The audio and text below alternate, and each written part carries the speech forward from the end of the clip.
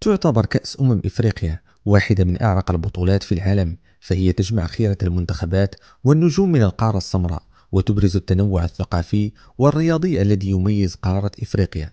وفي سنة 2025 سيستضيف المغرب النسخة الخامسة والثلاثين من كأس إفريقيا في الفترة ما بين 21 دجنبر 2025 إلى غاية 18 يناير 2026. وسط توقعات بأن تكون هذه النسخة هي الأهم والأكثر تميزا في التاريخ الإفريقي من كل النواحي. وستكون هذه النسخة هي النسخة الأولى في تاريخ كأس إفريقيا التي ستقام مبارياتها على 9 ملاعب رائعة موزعة على 6 مدن، ومن بين هذه الملاعب ملعبان موندياليين.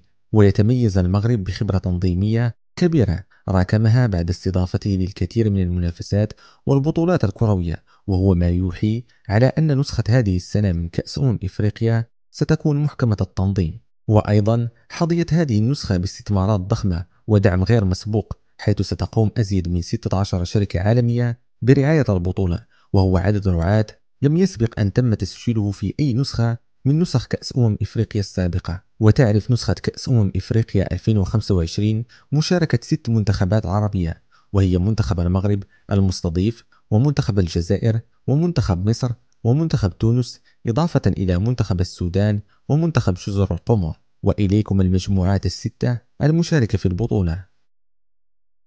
المجموعة الأولى تضم المغرب البلد المنظم، ومنتخب مالي، وزامبيا، إضافة إلى منتخب جزر القمر. المجموعة الثانية تضم منتخب مصر، ومنتخب جنوب إفريقيا، إضافة إلى منتخب أنغولا، ومنتخب زيمبابوي. المجموعة الثالثة تضم منتخب نيجيريا، ومنتخب تونس، إضافة إلى منتخب أوغندا، ومنتخب تنزانيا. المجموعة الرابعة تضم منتخب السنغال، ومنتخب الكونغو الديمقراطية، إضافة إلى منتخب البنين، ومنتخب بوتسوانا. المجموعة الخامسة تضم منتخب الجزائر، ومنتخب بوركينا فاسو، إضافة إلى منتخب غينيا الاستوائية، ومنتخب السودان. المجموعة السادسة والأخيرة تضم منتخب ساحل العاج، ومنتخب الكاميرون، إضافة إلى منتخب الغابون، ومنتخب الموزمبيق. لا تنسى إخبارنا برأيك في التعليقات. من هو المنتخب الذي ترشحه للفوز بكأس إفريقيا المغرب 2025؟